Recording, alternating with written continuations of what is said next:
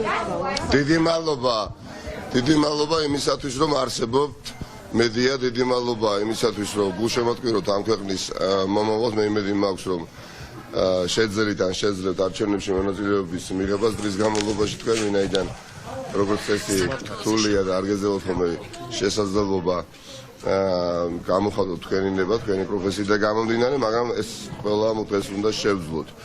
იცით რა არის? ძალიან მარტივი არის თქმა თუ რას მივეცი ხმა, ძალიან მარტივი ასახსნელად ყველასთვის თუ რას დაუჭირე მხარი. აი ვისაც არ სურს რომ ამ ქვეყანაში განუკითხაობა გაგრძელდეს, ვისაც არ სურს ოლიგარქიული წესწყობილება გაგრძელდეს, ვისაც არ სურს რომ ხელისუფლებას თავარ დასაყრდენად მიაჩნდეს თითქოს კრიმინალური ავტორიტეტები სინამდვილეში სუსტან მჭიდრობობაში ყოფი ადამიანები, ვისაც არ სურს რომ ხელისუფლების მთავარი დასაყრდენი და ღერძი იყოს უსამართლობა, ხომ მე ვფიქრობ ყველა ძალიან მარტივად გააკეთებს არჩევანს.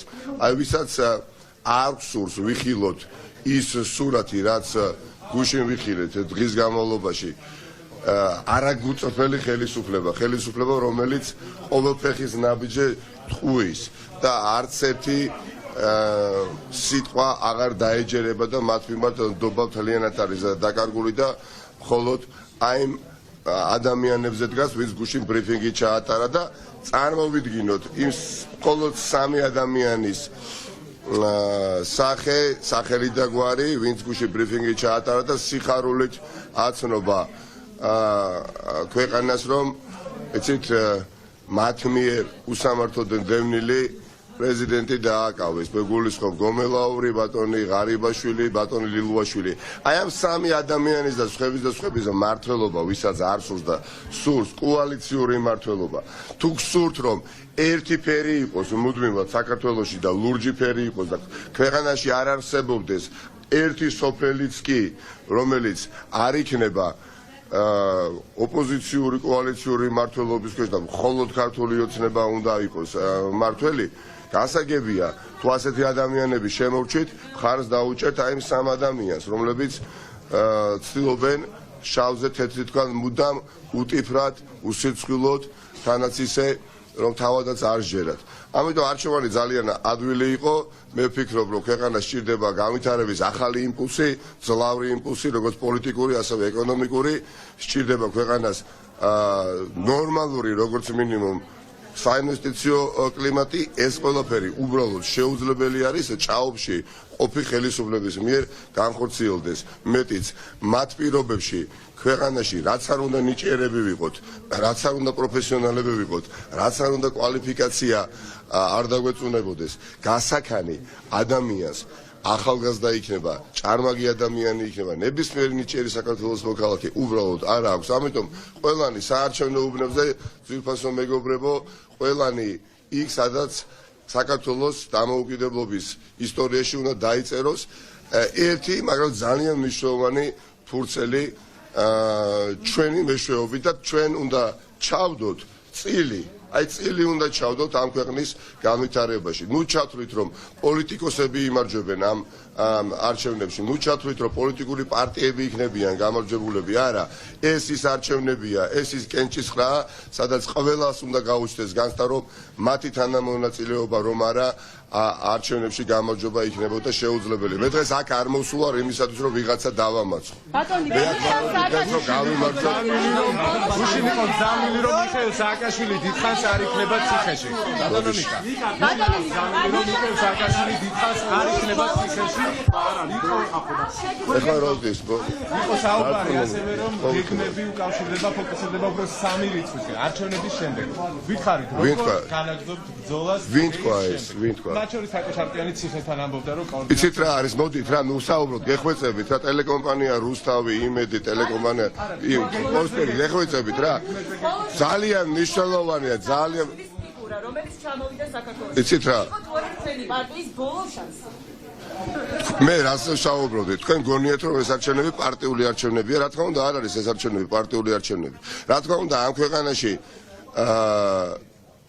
ბევრი ძალიან დამატებით მიხვდა საპირისპიროა რეალობა, ვიდრე მაგალითად პატივისცემა თქვენ, ვიდრე მაგალითად ბატონი შალვა რამიშვილი გადმოსცემს, ვიდრე მაგალითად ტელეკომპანია იმედი, ტელეკომპანია რუსთავი და ასე შემდეგ.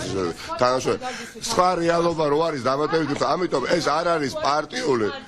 მოდით ესეთა დილის 8 საათით და საღამოს 8 საათამდე გაგრძელდება ის პროცესი, რომელიც თქვენს მათ შორის მეც და ყველა საერთაშორისო საზოგადოებას დაარწმუნებს იმ პოზიციის ისტორიაში, რომელიც თქვენ გააქვთ ახლა, პოზიცია გაქვთ უბრალოდ. ან არ დაარწმუნებს, ანუ დაველოდოთ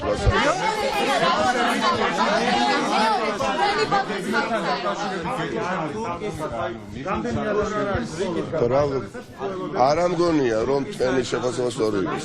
ორგანიზაციები აღიარებენ რომ არჩევნები ჩატარდა ლეგიტიმურად. ხახტომ, მე დაარწმუნებული ვარ, აი აქ მდგომი ადამიანი, არც ერთი არ მიცემს ქართულ ოცნებას. აი აქ რამდენი 30 ადამიანი ხო ვართ? არც ერთი თქვენგანი არ მიცემთ.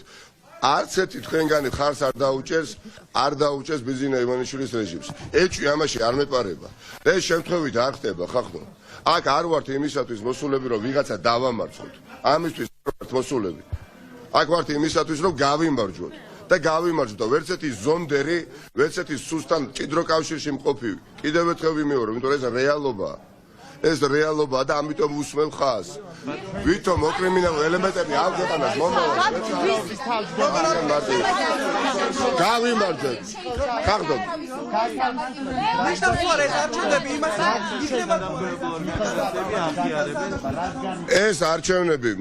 ეს არჩევნები განსაზღვრავს ამ სახელმწიფოს მინიმუმ მომდენო 10-15 წლის განვითარების პერსპექტივას.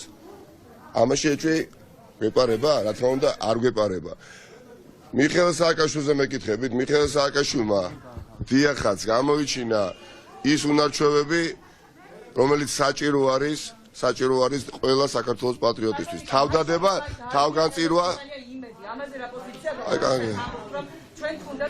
იცით რა არის? ძალიან უცნაო, ძალიან სგული წყდება, როდესაც თქვენ ნახეთ, გაიხედეთ იქით განან ოპერატორები, წესი და რიგით ლექსო ლაშქარავაც უნდა იდგეს.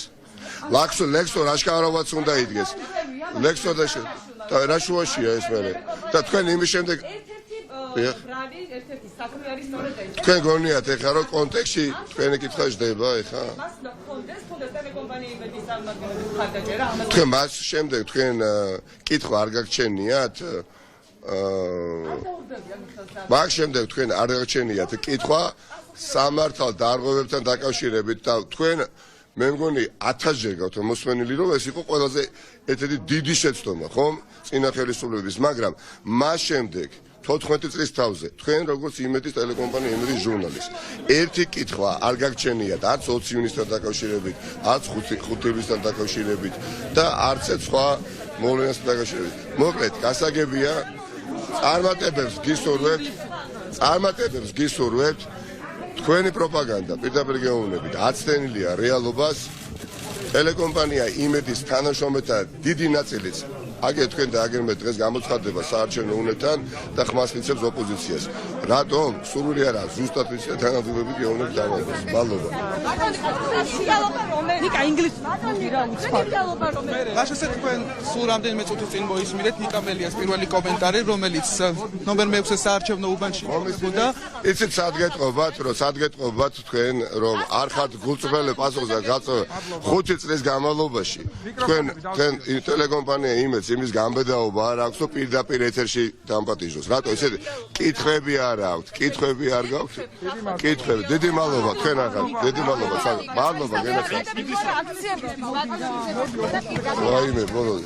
გენაცვალეთ. ვემზადებით ყველაფრისთვის, რაც ამ ქვეყანას თქვენ გონიათ ქართულოცვა მოიგებს? აი გულახელ გეუბნები. აი მე გეკითხები. თქვენ გონიათ ქართულოცვა მოიგებს? ტელეკომპანია იმედი და ტელეკომპანია პოზიტივის თანამშრომლები იცით რა არის ჩემს სამწუხარო ერთს განიცდით, ერთს ფიქრობთ და მეორეს საუბრობთ და აი ეს უნდა დასრულდეს ამ ქვეყანაში, როდესაც გულწრფელობა ძალდატანებით არის ჭtilში მოქცეული. მე ხო ზუსტად ვიცი ხახ, მე ხო ძალიან ბევრ თქვენ თანამშრომელს ვიცნობ და განწყობა პოლიტიკური მათ შორის არის განსხვავებული. ვიდრე ახლა ამ წუთას თქვენ ამას თითქოს ამჟღავნებთ. დიდი მადლობა. ნაციონალურ მოძრაობასთან მიმართებით. გასაგებია. გასაგებია. კი. გასაგებია. გასაგებია. ანუ თქვენ რასაუბრობთ? თქვენ მეუბნებთ რომ მიხეილ სააკაშვილი დასაჭერია, ხო? ამას მეუბნებით, ხო? თქვენი პოზიცია. დიდი მადლობა. არ გაგზავნებოდეთ. კარგით, ვერ შევთანხმდებით ეხლა რატომ იგამეთ?